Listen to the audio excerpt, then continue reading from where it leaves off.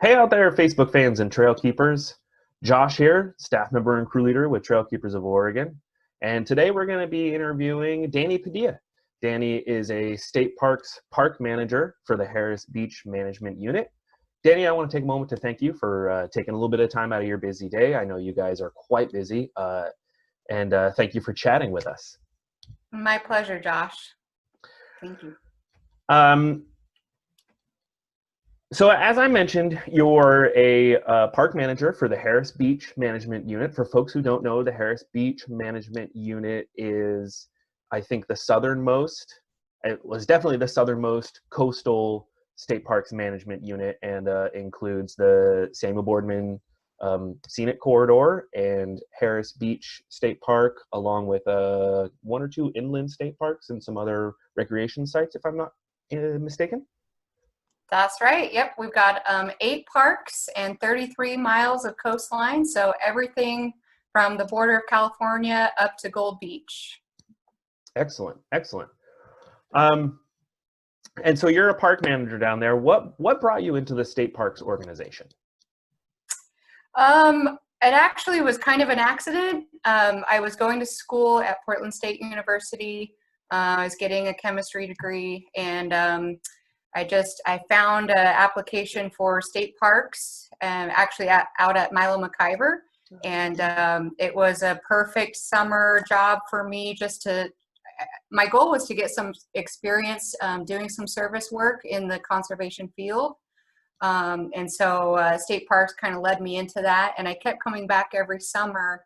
And lo and behold, 5 summers later, I got my degree in hand, and I didn't want to give up my career in state parks. I had learned to love it. I loved providing opportunities for visitors to come and recreate. I loved the kind of the first responder aspect of it, and then just trying to protect the land. So I went ahead and applied for a full-time position out at South Beach and got a full-time position there. And from there on out, I was a believer in state parks, and especially working out in the coast is one of my most favorite places to work.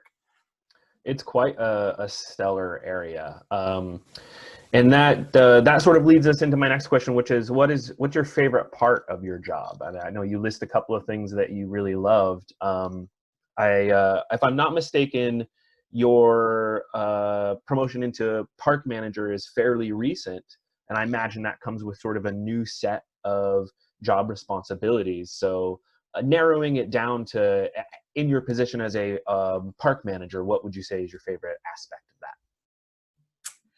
Well, one of the most favorite things about my job is making experiences better. And I think that, I've been doing that as a park ranger, even as a ranger assistant, but I can do that as a park manager as well. And it may just be more of figuring out a different placement of a bench, or, trying to figure out how we can find the needs and service the needs of customers in different ways.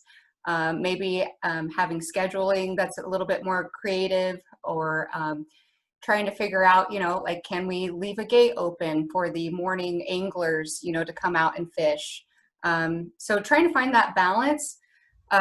What really gets me going is seeing the people connect with our resources. And anytime I need a recharge, I go out there in the park, and I either talk to some visitors or just watch them, the amazement in their eyes when they see the ocean for the first time, or they hike a trail and it's a beautiful day, and they're just so excited to get out. That really is what motivates me to keep going. That resonates very much. One of my favorite things about working with Trail Keepers of Oregon, both as a staff member and a volunteer, is interacting with volunteers, with fellow volunteers, teaching people trail skills and watching folks kind of cotton to, like, oh, this is what it takes to build these trails I'm on all the time, and to see that spark of like interest and enjoyment and stewardship. I think that's a very similar sort of feeling. Yeah. So Trail Keepers of Oregon is a fairly new entity as far as the coast is concerned, and we very recently started to engage, particularly with the Harris Beach Management Unit. As nascent as our partnership is, what do you think are the benefits that will come about from this partnership? I think there's a lot, particularly in this year, and probably in the next year. We have some serious funding challenges. So we don't have, what it means for us particularly is we don't have the 16 seasonal staff that we normally would have to go out and help the trail maintenance. And so just that alone, just helping in the trail maintenance in the trails that are beyond the campground, is really, really big for us. And then also just helping in the planning. So the assessments that we get from TKO really helps my job in trying to facilitate when we do get funding and we do get time, where do we spend that time? What's our priorities? Having eyes out there, just simply eyes and ears to see what's going on. Are there safety issues? Are there, visitor needs that aren't being addressed or met? Is there a better way that we can plan things? Are the trailheads, readable? Is there a better way that we can do trail finding? So a lot of those benefits I see coming with our partnership, and just, again, getting those connections to our visitors. When they see people out there taking care of the trails and taking care of our resources, I think that really helps their own promotion in continuing to visit our parks and continue to support what we do. Yeah, I think you're right. And we are in the process of rolling out some a program that's going to allow even folks who've never done any kind of trail work, who've never interacted with TKO on an in-person volunteer basis. We're working at sort of a digital program to give them the skills to report those issues to us. So we're able to engage the local community as a whole as eyes on our trails, on their trails, on the trails that everyone out there loves and uses. They're going to be able to let us know where the problems are, and then we're going to be able to pass that information off to you guys or to whoever manages that piece of land. And it's going to be a really great piece of engagement that we're going to be rolling out hopefully very soon. Oh, that's exciting. Yeah. So I've got a question here that says, what's the biggest challenge that your organization faces in doing trail maintenance? And I know right now, currently, the very obvious one is a lack of staff, given our current environment. So putting aside that very obvious difficulty, what would you say in a normal or previous environment is the organization's biggest challenge in doing trail maintenance? Yeah, I think, like you just hit it on the nail, the staff and also the funding, not only of just staff time, but of equipment. So having proper equipment, have equipment that's in good repair. Training, I think training can be a really big obstacle because, we get a lot of folks that come and go throughout the season. Yeah. And sometimes they don't have the background it takes. And so it might take a full season just to get us trained on not only how to use the equipment, but what are the right ways and wrong ways to go down a trail with equipment. Having that knowledge, and experience to assess what's safe and what's not safe, can be a particular challenge. And then, it's very physically demanding too, and a lot of these trails, they're moderate or extreme level. They're not for the, I don't know, the people of my age that are trying to be more gentle with our, our physical, what we can handle. Some of these trails are just really, they're exciting and they bring a lot of energy and physical, movement to you. But when you're trying to maintain them, and especially when you're trying to improve them, it can be very physically demanding. And then just knowing that, for a trail like that, you might have to, really plan 2, 3, 4 months at a time just to get a little bit of work done because of all of those challenges. Yeah. Would it surprise you to learn that on average, our volunteer is retirement aged or older? We've got a very, very strong volunteer base of retire age folks who are just out there getting it. And they've got the advantage of coming out 1 day a week, 1 day a month, whatever their comfort level is. It's not a 5 days a week job, but I am constantly inspired and surprised by the energy and ability of our volunteer base. Run into a lot of folks when we first start talking who have that, oh, I'm not active enough, I'm too old, my knees. We really set up an experience where you're going to work, but we set it up to be in a fashion that it's going to be sustainable for each individual. So it's really exciting to get people out and be able to work within their own ability. Right. Yeah. And that means that everyone can be involved too. It's not just for the young or the, the physically fit. It could be, everyone has a chance to be involved. I love that. Yeah, it's really great. Let's see where we're at here. If you had someone contacting you with a question or advice on how to enter a career in outdoor recreation, I know that it is a booming industry and it's something that is close to a lot of people's hearts. I think that there's been a large shift in the last 10 or 15 years towards a lot of people looking for careers in stewardship and outdoor recreation and advocacy and that sort of thing. What sort of advice would you give someone? I tell them to start somewhere, whether it's just volunteering with TKO.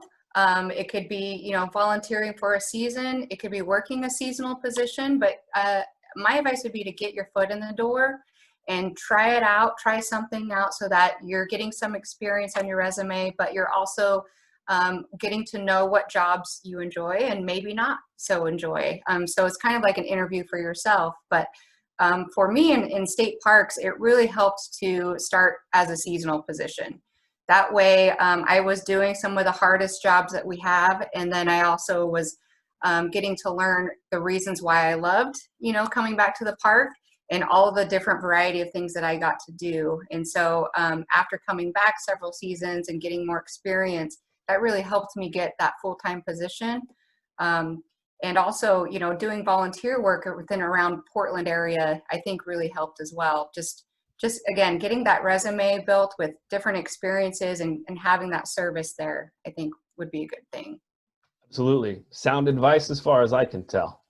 We'll move away from our more trail and outdoor oriented stuff. I'll lob a few fun questions at you and then I'll release you to the rest of your day and our audience to the rest of their day. IPA or stout? Where do you land on the age-old debate? I'd say neither. I'm a cider person myself. Getting it back into the dry ciders. So that's kind of where I tip my glass at the end of the day.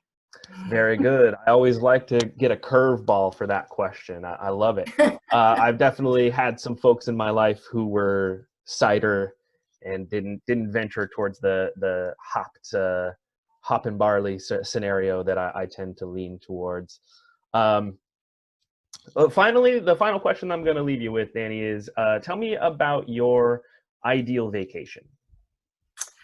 Oh, this is a good one. Actually, it's kind of a sad story, but it's not in a way. My ideal vacation was going to be this November in New Zealand. So I was planning on getting a camper van, and my husband and I were going to camp the northern island of New Zealand and just kind of focus on the coastal areas going around the island. I did that in Iceland a couple years ago and really, really loved it. Just being, we didn't make any reservations, so we just kind of wherever we wanted to land, and if we wanted to stay around for a couple more days, we had that freedom to do that. But I think New Zealand for me would be a totally new experience because I'm scuba certified, so I could, do some open water diving, snorkeling, but also still do the hiking and everything I like to do on land. Very cool. That sounds like my ideal vacation. Let me know when you're heading out, and I'll buy a little trailer to attach to the back of your van, and I'll just be back there. I'll be quiet. Don't worry about it. It'll be a couple years, but yeah, we can work something out. I'm a patient man. Dani, I want to thank you so much for taking some time out and chatting with us today. I also, before we want to leave, I want to give a shout out and a thank you to the Oregon Coast Visitors Association. They very graciously fund a lot of the work that TKO does out there on the coast and on the Oregon Coast Trail. And so we want to thank them for their support. And we want to thank Oregon State Parks for their support. You know, we started real small, and we started with, you know, parks, Milo McIver being one of the very first parks we started to do very regular maintenance on. So thanks to the organization. Thank you for your time. Thanks everybody out there on Facebook for tuning in and checking us out. Keep an eye on our website, trailkeepersoforegon.org. Look at our event calendar. We're starting to roll out more in-person volunteer events. We're also going to be rolling out some cool digital programs to get folks out on trails and letting us know what the issues are, so we can pass that information along. And thanks everyone, as usual, for tuning in. This is Josh signing off for another exciting Facebook engagement. Thank you, Josh. Thank you, Trail Keepers of Oregon.